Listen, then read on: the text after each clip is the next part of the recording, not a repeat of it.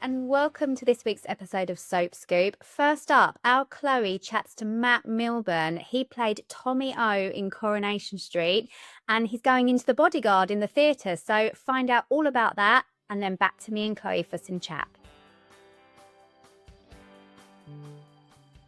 Hi Matt, welcome to Soap Scoop Audience and Soap Podcast. How are you today? Hi, I'm very good, thank you. Thanks for having us. Yeah, all good. So we've got to dive straight in and talk about your brand new role because you've swapped Coronation Street for The Bodyguard, which obviously is such an iconic play and film. Can you tell us about it and tell us who you're playing? Yes, from Tommy Orpington to Sy Spector, I will be playing Whitney's publicist. It couldn't be more contrasting a character to Tommy, I suppose. He's a little bit, let's say, impatient, a little bit darker, a lot of fun to play, and obviously it's the first time I've ever done a musical before, so it's all new things, but really enjoying the process so far. Well, we saw you as a bit of a Kevin Costner rather than a Sy Spector. Well, I'll take that. You never know, there could be a little bit of a change up sort of further down the line, we'll see. But yeah, no, at the minute it's I'm playing Sy Spector. So Adam Garcia is in charge of Frank Farmer's roles. Frank's in good hands with Adam. But yeah, excited and looking forward to it now. Tell us about working with Adam then, because I think most people will be familiar with him from Coyote Ugly, which is obviously such a great film. So what's it been like working with him? Fantastic. He's a sort of fountain of knowledge when it comes to this genre of work and acting. Like I say, it's my first time doing a musical. I've done numerous jobs on stage, theatre jobs before, but yeah, in this world, he's top of the tree. You know, he can dance, he can sing, he can act. So he's got the whole repertoire. But yeah, it's been fantastic so far. Like we're just sort of completing rehearsals. We're just at the first venue now, getting ready to tech and sort of opening on Saturday. And yeah, the whole company actually, it's just been such a professional outfit from the start. Everybody's really been on it, and I think everyone's really excited because rehearsals have gone really well. And then the last sort of 4 days building up to where we are now, obviously do sort of rehearsal runs and stuff. It's great to see. Are you enjoying playing this bit of a darker role then? Is it a bit of different for you? Yeah, I really am. I've sort of when I've done pantos and things like that in the past, I've had opportunities to play the villain, shall we say. But then it's always, pantos obviously a kind of heightened version of a character. So to play someone like Sy, there's sort of reason behind it. It genuinely feels a lot for character Rachel, but then he's also, he's got his own sort of selfish side of things as well. He wants to make money, and Rachel's his way of making money and making sure that the ship sails smooth is paramount to him. He don't really care who he offends along the way, and so from my perspective, it's great fun. I think it's one of the more colourful roles within the play as well, because you sort of watch the film and Frank's character, the bodyguard himself, he's very much a protective. It's a protective role. He stays on a kind of level, whereas Sy. There's a bit more colour, I think, or a little bit more scope for colour. There's also scope for me to play within it, which is good. So really, this is the reason why Tommy Orpington has dumped Tracy Barlow then, because you're treading forwards now instead. Well, it's not. I don't know if that's completely. There's room for Tommy to come back. He's not been killed off. Corrie's. It's. For me, it's up there as like one of the top jobs, and for me personally, it's perfect. I'm a Manc. My family's from Manchester. It's filmed in Manchester. Logistically, it's always been great for me as well. I get to see all my family whilst I'm there doing filming. Something's come there. It's such an iconic show, and I think if you're an actor from the north, particularly my age, who's grown up with Corrie, I think you'd be mad if it wasn't on your list of your bucket list of jobs to do. I'm really thankful that I've had the opportunity to go there and play and witness and be given a role on it. And like I say, you never know. It's there might be a window to come back in the future. Who knows? Yeah, absolutely. I mean, from what we know, Tommy and Tracy were fairly happy. How would you imagine their relationship off screen to be? Do you think they were equals, or do you think she kind of ate him alive a bit? I think Tommy possibly entered into it thinking that he's the kind of character that would never be tamed. But I think Tracy being the unwavering Tracy that she is as regards her own line and levels and the way she goes about her life. I think as much as he would have maybe tried to impose himself, there's a chance over time that he might have been sort of ground down by her a little bit. Sorry, Kate. You play it really well. So yeah, I probably think initially he was entering into it thinking that it's going to be his way or the highway, and when in actual fact, I think they probably met somewhere in the middle. I would suggest, because I think he's quite a strong character himself, and he wouldn't be walked all over either. I think that's possibly where it came to loggerheads a little bit, and it's sort of proved in the way that he said, when he left for this coaching job, that there are other things in his life that are just as important as well. So. Yeah, and that kind of last stint you did on Corrie was a bigger role than perhaps you'd done previously when you'd been in and out.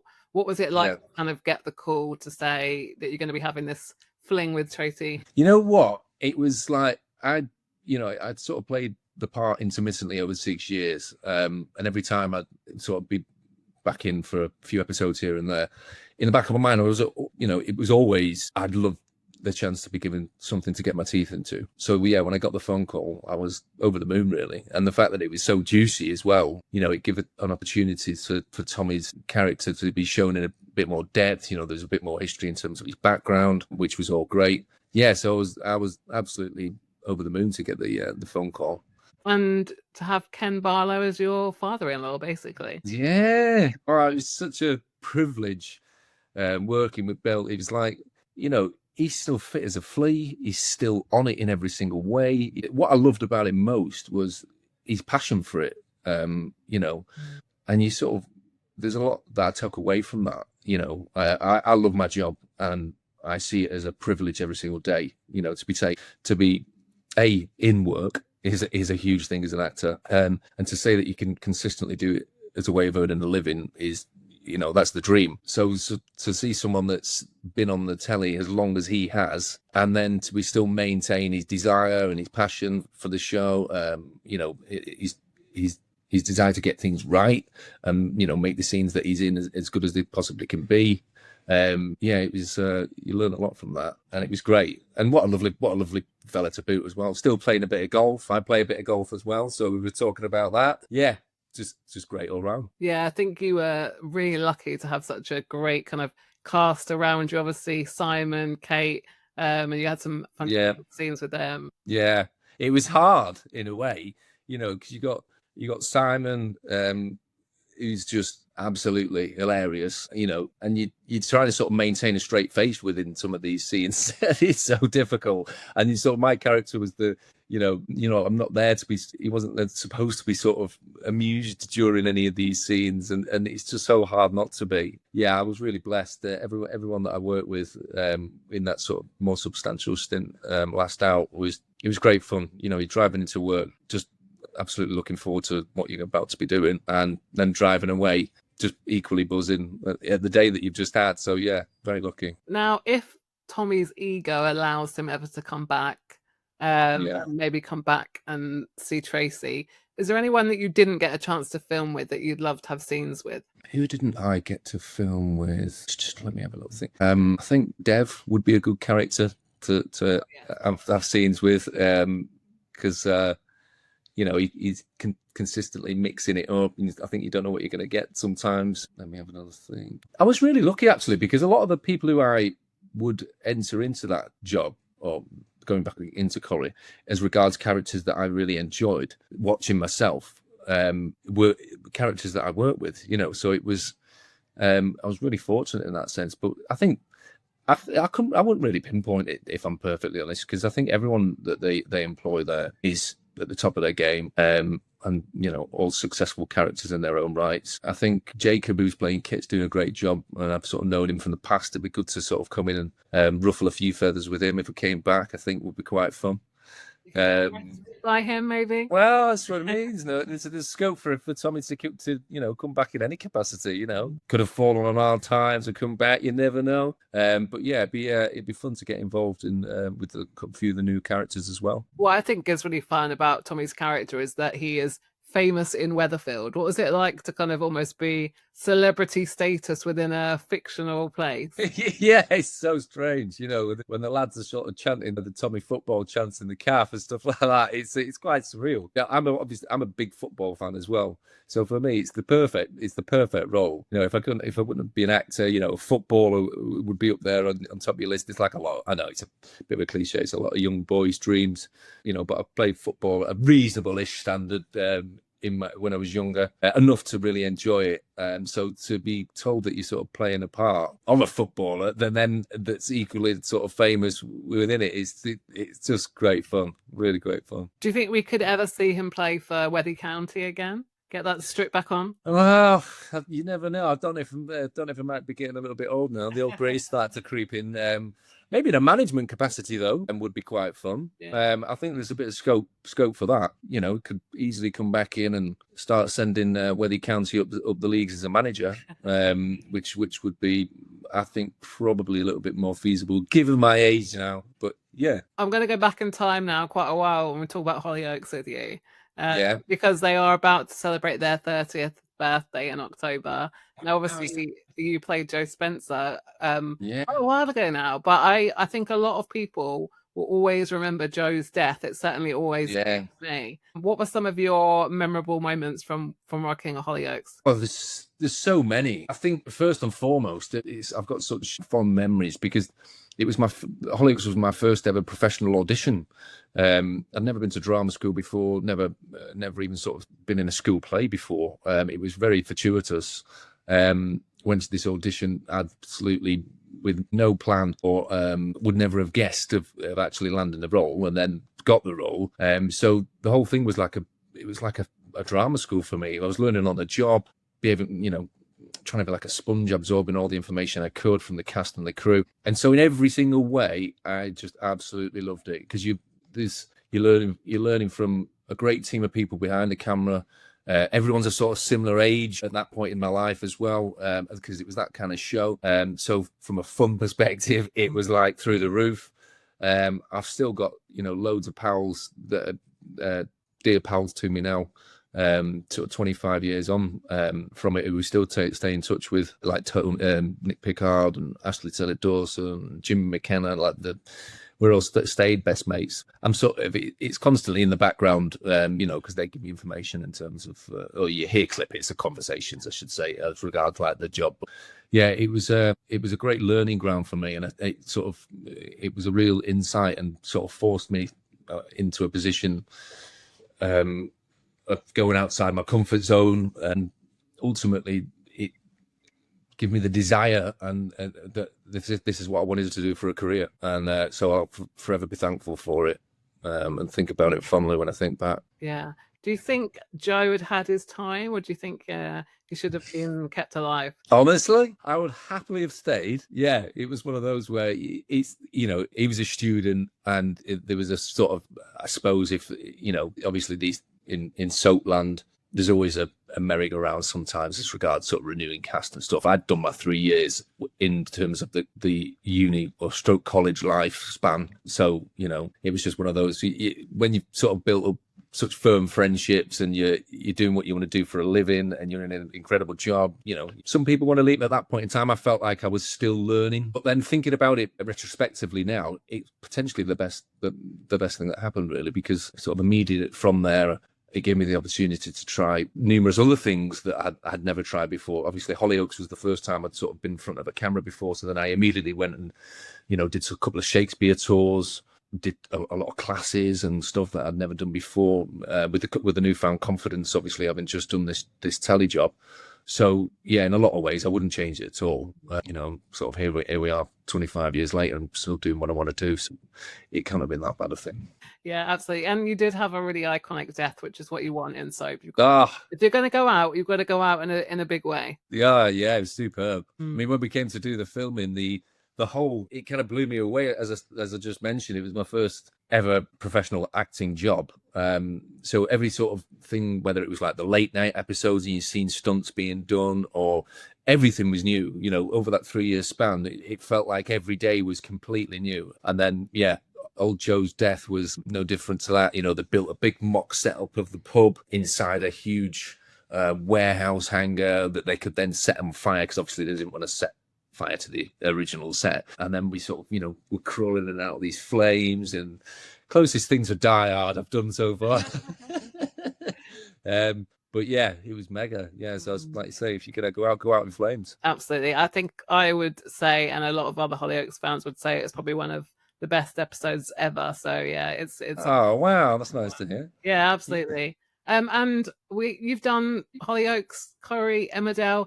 It's got to be EastEnders next, right? I know a lot of people say that to me. Yeah, I have to work on the southern accent. I'm just getting the head around doing American there for this. So yeah, yeah, why not? It should really complete the whole package, shouldn't we? Definitely. So yeah, I'd be open to suggestion. So would it be a villain you would like to play, or something? I think it'd be nice. Yeah, it'd be nice to play an absolute staunch villain. You know, I know Tommy Corrie's sort of. I wouldn't even. You know, he technically broke up a marriage and etc. But I wouldn't sort of have him down as a full blown villain. I think there's, you know, but yeah, if it was to go into EastEnders, it'd be good as a proper villain. I think I'd really enjoy that. I'm enjoying this role in that kind of capacity. So yeah, who knows? Absolutely. So. Finally, Matt, can you tell us where people can book their tickets to see you in The Bodyguard? Yeah, if you go to the Bodyguard UK Tour 2025 on the internet, the official sort of Bodyguard UK, then all tickets are available there. It's selling really well, so we're really pleased about that. So I'd get your tickets in fast if you're going to come and see us, which I definitely urge you to. It's an amazing cast. I'm not a huge singer, so that's not necessarily my sort of role within this, but when you're witnessing people that can sing, honestly, it's knock your socks off good. Dance routines are like nothing I've seen. Yeah, I think it's going to be a really, really genuinely cracking show. Amazing. Well, thank you, Matt, so much for chatting with us today. It's been really... Yeah, thanks for having us. Good to talk to you too. Nice to see you. Chloe, I love Matt Milburn, and you know, obviously listening to your chat, he wants to be arrested by Officer Kit, but that's obviously why Tommy O's not on the street, isn't it? Because there's two tall men with brown hair, that we can't have them both. It just wouldn't work, no. Obviously, we did talk a lot about Tommy O and The Bodyguard, but you'll notice that I did get a mention of his character in Hollyoaks in there as well, because his death as Joe Spencer in Hollyoaks, one of the most iconic Hollyoaks deaths ever. And as we're coming up to the big 30th, I thought, have to get in there and ask him about that as well. Amazing. Can you imagine if there's some shock return from the dead for Joe? I mean, Hollyoaks, they've done it with Claire. They can do it with anyone. Even if you've been zipped up in a body bag, it doesn't matter in Hollyoaks. Absolutely. Well, we're going to get on to Hollyoaks in a later week, actually, because, of course, their big birthday is coming up. But we've got to talk about Corrie. There has been some twists and turns recently that you and I were just like gasping out loud at. The first one being Kevin trying to snog Glenda. That came out of nowhere. I mean, bless Glenda. I think if you're going to make a pass at anyone, Glenda would be the most sympathetic person to do that to. Poor Kevin. He's in such a right state at the moment, but to find out, massive public event that your wife's having it off with your brother, just awful. But amazing scenes. Like, I love the big affair reveal. It had to happen publicly. It had to be explosive like that. Really excited for when all the James stuff comes out as well, because of course Carl's professing his love to Abby and pretending he wants to be this family man. He doesn't want to be a family man. He doesn't want to be playing happy families with her. He wants to be seeing everyone. So I think that's going to be really exciting when that comes out. But there's lots of kind of unexpected pairings at the moment in Corrie. I think Glenda had a lucky escape, really, because if you sign up to a life with Kevin, you're signing up to put in that bomber jacket through the rinse cycle on a weekly basis. And I love you, Kev, but I'm not surprised you're in the situation you are actually at the moment, being a single man ready to mingle again. No, and do you know what I have to say? I now understand Abby's perspective. Having met Johnny Howard, who plays Carl in Corrie, I was charmed. So I can see where she's coming from. Me too. I had a very brief chat with him at the Inside Soap Awards, and he knew of the podcast as well. Well, I love him even more now. I know a couple of the stars actually from the Inside Soap Awards were really lovely and said some really nice things. So I was like, you've got to come on the podcast. But yeah, he is absolutely lovely and charming in real life. So he's playing a good part. Carl being the absolute rotter that he is. Say that it's got to come out eventually about him and James, which can you know, if you think of the viewer reaction to that twist, can you imagine like how everybody is going to react? I don't know whether you remember when we found out in the office, it was going around like almost whispers, you know, have you just read what's coming in Corrie? James and Carl. We were like jaws on the floor when we read that. So I'm glad that we got the same reaction as the viewers because, yeah, it's a great twist. Loved it. A brilliant reveal. It's sort of raunchy and sexy, but really fun. So, yeah, can't wait for it to all come out. Kevin as well. I mean, just what is going to happen to poor Kevin? Who is there on the street for Kevin? I just don't see who he could get with next. He's been talking about, you know, his beloved ex-wife Sally a bit, and Tim's having this kind of odd revisit to the past as some woman who was a lot older than him. It's all very uncomfortable. And I'm thinking, Sally and Kevin, are they possibly going to go there again? I don't know how anyone feels about that. Do you know what? My heart, having watched the show for so long, would love to revisit Kevin and Sally. But it takes me back to that moment where she confessed her breast cancer diagnosis to him while he was having that fling with Molly. That fling with Molly ruined everything. Like, I don't, you know, there are so many soap couples that split up, get back together again. People forgive affairs, you know, quite easily because as viewers, we want to see those characters together. But Sally and Kevin forgiving that affair, I actually think is a hard no. Yeah, and I think Sally Denver said a long time ago, she said she never wanted to go back there again, but like for her character. So I don't know whether it would happen. It would kind of be nice just to see all the Websters, you know, Rosie, if we get them all back again, just for nostalgia's sake. But would it actually last? I don't know. And I think there's a lot of affection for Sally and Tim, and they are the kind of like warm, cozy, funny side of Corrie that we love. So, yeah, maybe revisiting that probably wouldn't be a good idea. Now, speaking of couples that we have a lot of affection for, we've got to move on to our Swarla. There is a lot coming up. I think I wrote in my editorial for the magazine out today that this is the most Swarla-tastic issue of Inside Soap magazine we've ever put to print. Unbeatable. Honestly, frame it and hang it in a museum, people. We've got the scoop of Roy walking in and finding Lisa and Becky on the sofa, and Becky quietly planning to ship Betsy off to Spain. Is she going to try and persuade Lisa to go with them? Then we have a big interview with Amy Cudden, who sounds like the nicest human in the world. God, has she got a hard role to play at the moment. And we also have our double interview with Ali and Vicky, talking about their partnership and their win at the Inside Soap Awards. So a lot going on. But Chloe, what do you make of Becky kind of being a bit sneaky while Carla's away? Well, it was inevitable, wasn't it? There was bound to be something that's, you know, that happened like this. I mean, and I know this photo has slipped its way onto the internet already, and I know people are freaking out. I kind of feel like in my heart of hearts, why bring back Becky if they weren't going to do something like this? Why would you bring back an ex if there wasn't going to be a bit of temptation, a bit of, you know, well, they won't they, just to kind of test the waters? But I think we've said this so many times, and I you know, I do feel like a bit of a broken record saying it, but I feel like Lisa and Carla are so strong that Lisa, though she's going to be, head's going to be a mess, and maybe kind of feelings coming up from the past, she knows that Carla's the one. She knows that that is where her heart really belongs. She may feel a moment of like, oh no, didn't we have a lovely marriage? Becky's betrayal is humongous. I don't even think we've covered half of it yet. So I don't think there's anything to worry about. I think, you know, there's still going to be ups and downs, but I just, yeah, it's going to be okay. I think that's the main message. I think it will be in the end, but I think there's going to be a long way to go. Listen to some of Vicky Myers' interviews where she kind of just says like, oh, you know, hold on tight kind of thing. I think ultimately, if, you know, as angry as you are with your spouse who has pretended to be dead and sent you on this roller coaster of hell, with them sat in front of you, and I don't necessarily think it's going to happen this week, but I do think there might come a time where Lisa gives into a kiss. Maybe it's nothing more than that, but I don't know. If I was sat opposite my partner who I thought was dead and all those old feelings resurfaced, I think I would go there.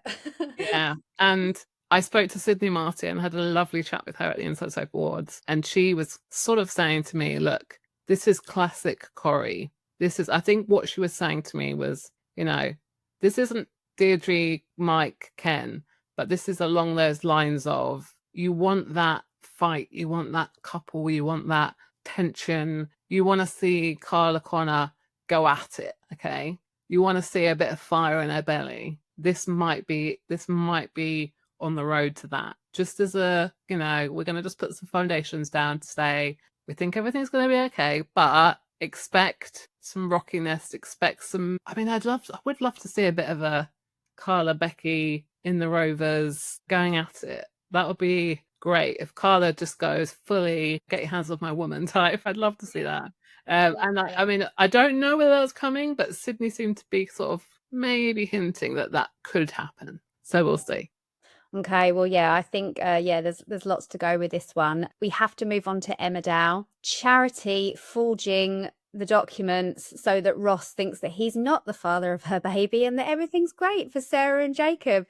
You said to me earlier, is this the worst thing that she's ever done? Yeah, it could be. It's sort of borderline for me, I think. The problem is, I love Charity, and I love this development in the storyline because it's one of those situations where she's orchestrating her own downfall, right? Because she's got Mac, she's got this perfect life, she's got her lovely family around her, and she's this one stupid thing, but now she's adding even more stupid things to the mix to make sure that this reveal, whenever it happens, is going to be absolutely astronomical. But there's a part of me hoping that Emmerdale will really save this. I don't think anyone's got the patience, but I would love this to be a secret for like 3 years or 5 years, and then suddenly it just comes out, and then it could be amazing. But I don't think anyone's got the patience for that, so I think it probably will come up before then. But I'm thinking the usual track of baby gets sick, baby needs a donor, Jacob steps up, oh, he's not the donor. This is the line I think it will have to go down, because how else is it going to come out? Ross has no idea that he's the dad. He probably wouldn't even suspect it now, because I don't think he'd think that Charity would go to those lengths. But I love this development, because to be honest, Sarah every episode has just been wanging on about her baby, and it's getting a bit dull. And imagine if it was just the straightforward, she's having the surrogate baby for Sarah, I think we'd get bored so quickly. So I'm really glad that this has happened, and it's the worst possible outcome for Charity, but as viewers, I think it's the best possible outcome. You're very private about how you feel about Sarah. It doesn't show at all your true feelings, Chloe. Sorry, Sarah. I know you want your baby really badly, but you're boring me. Tell us how you really feel about Sarah. You could, when Chloe writes an article as well, you can send, what was it, something you said recently actually about Sarah? It was like, oh, I don't want to hear her talking about, like, what was it? Prams, memory books. Yeah, I'm just over it. That was it. It was vitamins and folic acid. Yeah, it's just boring. Yeah, actually, Sarah was great actually when she was off nicking quad bikes with Cammy and things like that. Yeah, how's that Sarah gone?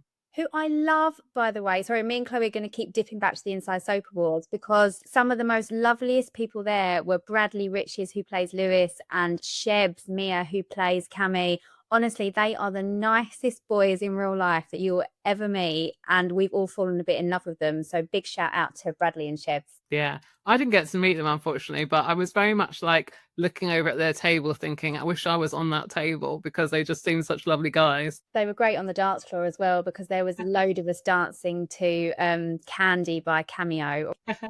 And yes, and Bradley was leading the way on that, and he was fabulous. Yes, brilliant night. Well, let's talk about EastEnders, because you and me were having a discussion earlier. This saga with Ravi and the drugs and Harry and Kojo has just got really extreme. And we were both saying, actually, we're both in agreement that we don't like this side of Ravi. And it's quite interesting, because I saw a couple of other people writing this on X, and Aaron Thiara, who plays Ravi, he actually replied and kind of defended Ravi as a character, and was just kind of saying, oh, like he's a multifaceted character, which I can see, because, this is a guy that started off in prison. He was like banged up with Phil Mitchell, and then he came to the square and he made him. You forget some of the early stuff, don't you? Like he made a move on Stacey, and he had all that to prove with the Panazars and kind of being the sort of runt of the litter, and just kind of trying to establish himself on the square. But then there was all that brilliant stuff with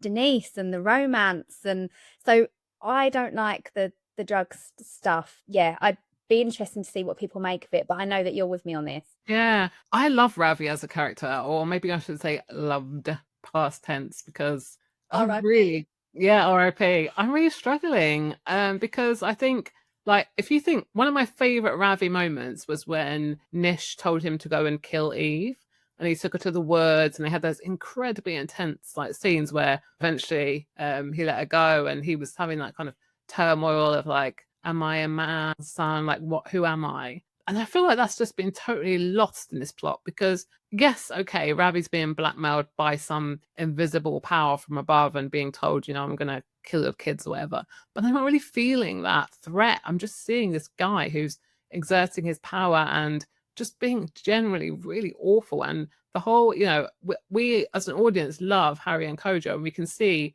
Harry's point of view. He's totally trapped. Like, he cannot get out of this situation. And he's got his, amazing friendship with Kojo. He's seeing him having to go off with Oki, and it's just, so painful to watch. And Ravi's just there, like, letting himself in and just kind of lording it over them. I just don't feel any empathy for him at all, which I said in the previous episode really saddens me because I loved his chemistry with Priya, and now I just feel like it's a bit wasted because, do you know what? I think she deserves way better. I also don't really believe that she would just be like not noticing that he is just a horrible person right now. She's very sort of blasé about it. Priya's stronger than that, right? I think she would suss someone out that was doing that. So yeah, I'm just not feeling Ravi right now.